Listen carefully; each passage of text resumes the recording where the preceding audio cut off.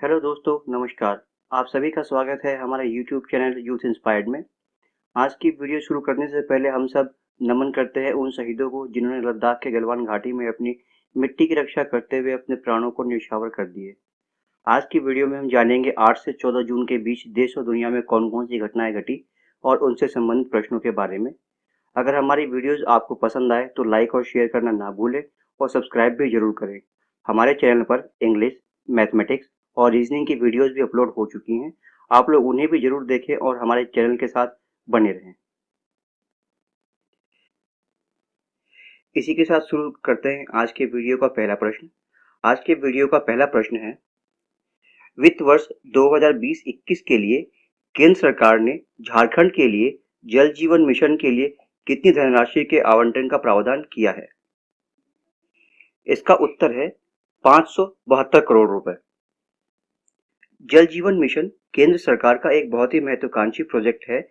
इसके तहत केंद्र सरकार 2024 तक सभी ग्रामीण क्षेत्रों में नल कनेक्शन के द्वारा साफ और शुद्ध पीने का पानी पहुंचाएगी और इसके लिए आने वाले वर्षों में 3.5 लाख करोड़ रुपए खर्च का प्रावधान करेगी।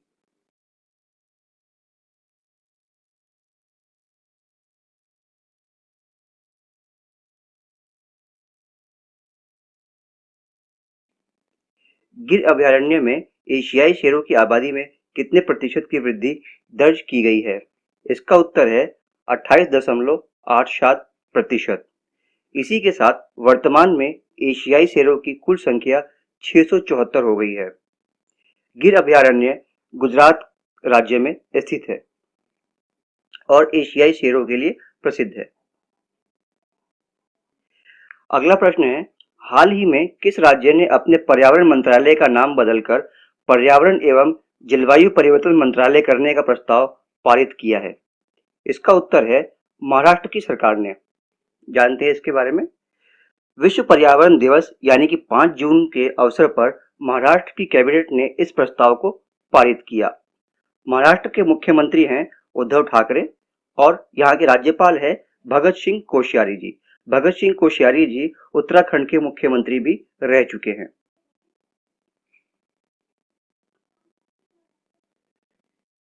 अगला प्रश्न है, हाल ही में किस राज्य ने खाद्य वन योजना का शुभारंभ किया है? इसका उत्तर है केरल की सरकार द्वारा, जो कि आदिवासी बेल्ट में शुरू किया है। केरला के मुख्यमंत्री हैं पिनराई विजयन और यहाँ के राज्यपाल है आरिफ मोहम्मद खान। अगला प्रश्न है, हाल ही में किन दो देशों के बीच समुद्री सीमाओं का सीमांकन करने के लिए समझौता हुआ? इसका उत्तर है इटली और ग्रीस के बीच। इटली और ग्रीस के बीच मेडिटेरेनियन सी या भूमध्य सागर के बीच पूर्वी क्षेत्रों पर अधिकार के लिए डिस्प्यूट था, जो इस एग्रीमेंट के बाद ये डिस्प्यूट खत्म कर दिया गया है। ये डिस्प्यूट लगभग 43 साल पुराना डिस्प्यूट था। अब इस एग्रीमेंट के बाद पॉलिटिकल डिस्प्यूट खत्म हो गया है और दोनों ही देश इस क्षेत्र पर अपने अपने तरीके से हाइड्रोकार्बन का एक्सप्लोरेशन कर सकेंगे। भूमध्य सागर के परिप्रेक्ष्य में हम मैप में दोनों ही देशों की सीमाओं को देख सकते हैं।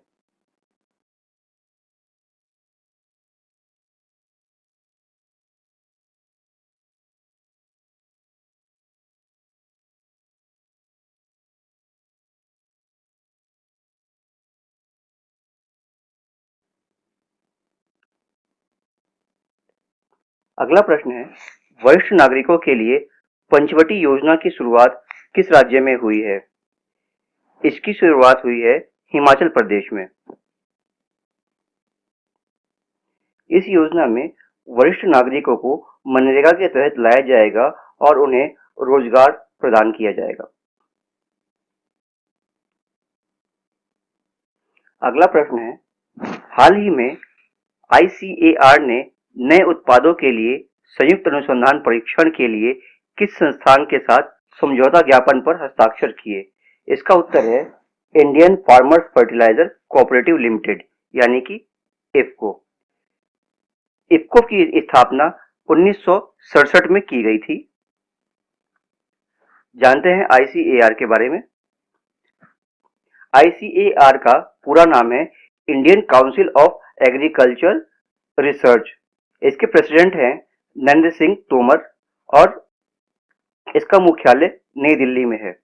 ICAR की स्थापना 16 जुलाई को 1929 में की गई थी और इसका पुराना नाम imperial council of agriculture research था।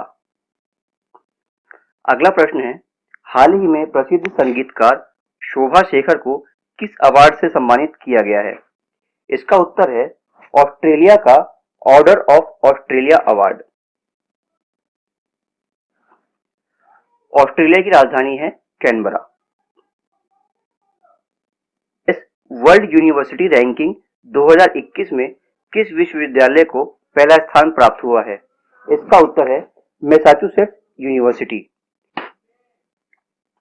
मैसाचुसेट्स यूनिवर्सिटी लगातार 9वीं बार इस रैंकिंग में प्रथम स्थान पर रही है। इस बार भारत की मात्र 3 संस्थाएं टॉप 200 में अपना स्थान बना सकी हैं। हाल ही में उत्तराखंड के किस स्थान पर पहला जैव विविधता पार्क खोला गया है? इसका उत्तर है नैनीताल जिले के हल्द्वानी शहर में। अगला प्रश्न है, नवाचार या इनोवेशन को बढ़ावा देने के लिए केंद्र सरकार ने अटल इनोवेशन मिशन और किस संस्थान के साथ आशय पत्र पर हस्ताक्षर किए? इसका उत्तर है council of scientific and industrial research या CSIR। जानते हैं CSIR के बारे में? CSIR केंद्रीय सरकार की एक संस्थान है। इसकी स्थापना 26 सितंबर 1942 को की गई थी और इसके संस्थापक थे रामास्वामी मुदलियार और शांति स्वरूप भटनागर। CSIR के प्रेसिडेंट प्राइम मिनिस्टर होते हैं। अगला प्रश्न है, हाल ही में केंद्र सरकार ने कोई भी परियोजना नहीं करने की घोषणा की है। यह घोषणा कब तक के लिए की गई है? इसका उत्तर है 31 मार्च 2021 तक।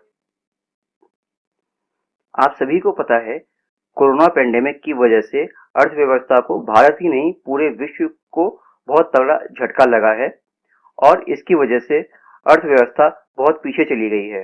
अर्थव्यवस्था को पटरी पर वापस लाने के लिए भारत सरकार ने लगभग 20 लाख करोड़ रुपए का आर्थिक पैकेज की घोषणा की गई है। इस पैकेज के द्वारा अर्थव्यवस्था के विभिन्न क्षेत्रों पर व्यय किया जाएगा और उन्हें रिवाइव किया जाएगा। इसी को देखते हुए अगले साल 31 मार्च 2021 तक किसी और नई परियोजना को नहीं शुरू करने की घोषणा की गई है। अगला प्रश्न है, G7 शिखर सम्मेलन 2020 का आयोजन किस देश द्वारा किया जाएगा? इसका उत्तर है संयुक्त राज्य अमेरिका। कोरोना के प्रभावों की वजह से G7 का शिखर सम्मेलन नवंबर 2020 तक के लिए स्थगित कर दिया गया था। अब यह शिखर सम्मेलन संयुक्त राज्य अमेरिका में नवंबर माह में आयोजित किया जाएगा। संयुक्त राज्य अमेरिका के राष्ट्रपति ने इस बार और देशों को शामिल करके G7 का नाम बदलकर G10 या G11 करने का आह्वान किया है। इन 4 देशों में भारत और ऑस्ट्रेलिया का नाम प्रमुख है। अगला प्रश्न है, हाल ही में इसरो ने स्पेस अवेयरनेस और एस्ट्रोफिजिक्स के लिए किस कंपनी के साथ समझौता ज्ञापन पर हस्ताक्षर किया है? इसका उत्तर है एरियस। जानते हैं एरियस के बारे में? एरियस का पूरा नाम है Aryabhatta research institute of observational sciences. ARIES Uttarakhand के नैनीताल जिले में मनोरा पीक पर स्थित है। अगला प्रश्न है, किस राज्य अथवा केंद्र शासित प्रदेश में ऑनलाइन कचरा प्रबंधन मंच लॉन्च किया गया है? इसका उत्तर है आंध्र प्रदेश। अगला प्रश्न है, विद्युतीकृत क्षेत्र में डबल स्टैक कंटेनर ट्रेन चलाने वाला पहला विश्व का देश कौन सा बन गया है? इसका उत्तर है भारत। भारत ऐसा पहला देश बन गया है जो इलेक्ट्रिफाइड एरिया में डबल स्टैक कंटेनर ट्रेन चलाएगा। भारत में यह पहली ट्रेन पालनपुर और बोटाड स्टेशन जो कि गुजरात में स्थित है यहाँ पे 10 जून 2020 को चलाई गई। रेल मंत्री हैं पीयूष गोयल।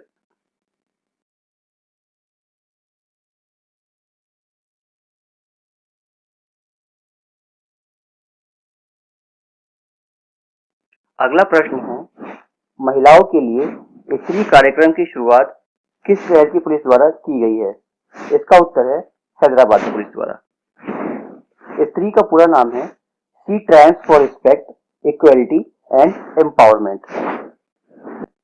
इसकी शुरुआत हैदराबाद पुलिस ने हैदराबाद सिटी सिक्योरिटी काउंसिल के साथ मिलकर की है। बाल श्रमिक विद्या योजना किस राज्य की योजना है? इसका उत्तर है उत्तर प्रदेश राज्य की योजना। इस योजना को शुरू करने का उद्देश्य है जो बच्चे बाल श्रम में लगे हुए हैं और पढ़ाई नहीं कर सकते, उनके लिए यह योजना शुरू की गई है। इस योजना का लाभ उन बच्चों को मिलेगा जो बाल श्रम करने के लिए मजबूर हैं। इस योजना के तहत बच्चों को 1000 रुपए से 1200 रुपए तक दिए जाएंगे और जो बच्चे 8वीं, 9वीं और 10वीं कक्षा पास कर लेंगे उन्हें 6000 तक की राशि अतिरिक्त रूप से प्रदान की जाएगी। पहले चरण में इस योजना का लाभ 2000 बच्चों को दिया जाएगा। पेट्रोलियम और प्राकृतिक गैस मंत्रालय द्वारा असम में ऑयल इंडिया लिमिटेड की आपदा की जांच हेतु गठित समिति की अध्यक्षता कौन करेगा? इसका उत्तर है SCL दास। पेट्रोलियम मिनिस्टर हैं श्री धर्मेंद्र प्रधान। अगला प्रश्न है, लॉकडाउन लाइसेंस नामक पुस्तक के लेखक लेखिका कौन है? इसका उत्तर है शोभा डे। यह पुस्तक कोरोना पैंडेमिक की वजह से किए गए लॉकडाउन के दौरान हुई घटनाओं के परिदृश्यों पर आधारित है। अगला प्रश्न है, हाल ही में मुंबई में बाढ़ चेतावनी प्रणाली की शुरुआत की गई। इस प्रणाली का नाम बताइए।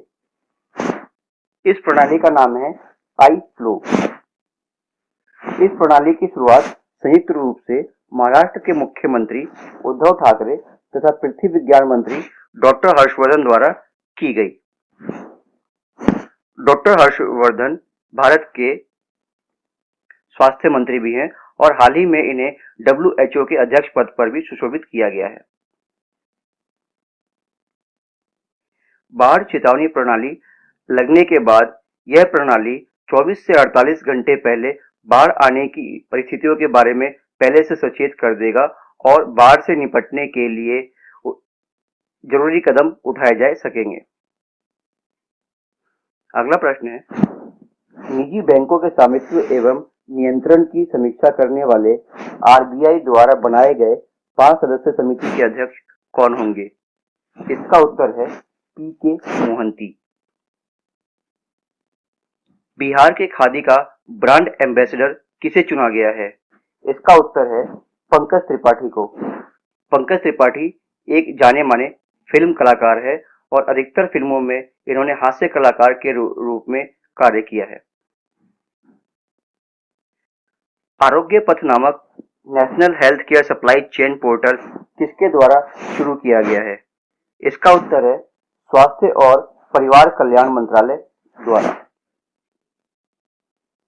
इस पोर्टल के द्वारा कोरोना से संबंधित चीजों, दवाइयों, PPE किट या कोई भी अन्य सामान जो अर्जेंट हो उसका रियल टाइम पोजीशन पता लगाया जा सकेगा।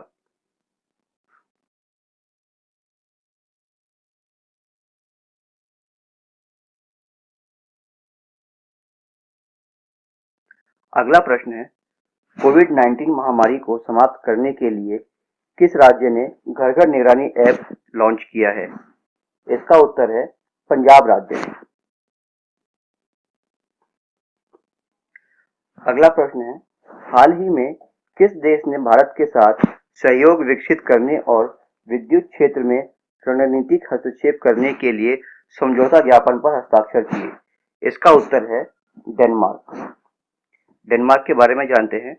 डेनमार्क की कैपिटल है कोपेनहेगन और यहाँ की करेंसी है डेनिश क्रोन। अगला प्रश्न है, विश्व बैंक ने कोविड-19 का मुकाबला करने के लिए किस राज्य को 1950 करोड़ रुपए प्रदान किए? इसका उत्तर है पश्चिमी बंगाल राज्य को। हाल ही में एएसआई द्वारा 2019-20 के लिए खाद्य सुरक्षा सूचकांक में किस बड़े राज्य को प्रथम स्थान दिया? इसका उत्तर है बड़े राज्यों में गुजरात को पहला स्थान दिया। छोटे राज्यों की बात करें तो गोवा को पहला स्थान दिया गया है। विश्व खाद्य सुरक्षा दिवस के अवसर पर इसकी घोषणा की गई है। खाद्य सुरक्षा सभी का व्यवसाय है, यह इस बार खाद्य सुरक्षा दिवस की थीम है। अगला प्रश्न है, भारत का पहला स्वदेशी वायरलेस शारीरिक मापदंडों की निगरानी करने वाला एप्लीकेशन जो कोविड-19 प्रभावित रोगियों के लिए बनाया गया है, उसका नाम क्या है? उसका नाम है कोविड बीप। अगला प्रश्न है, रिचर्ड डॉकिंस पुरस्कार 2020 प्राप्त करने वाले पहले भारतीय कौन हैं? इसका उत्तर है जावेद अहदकर।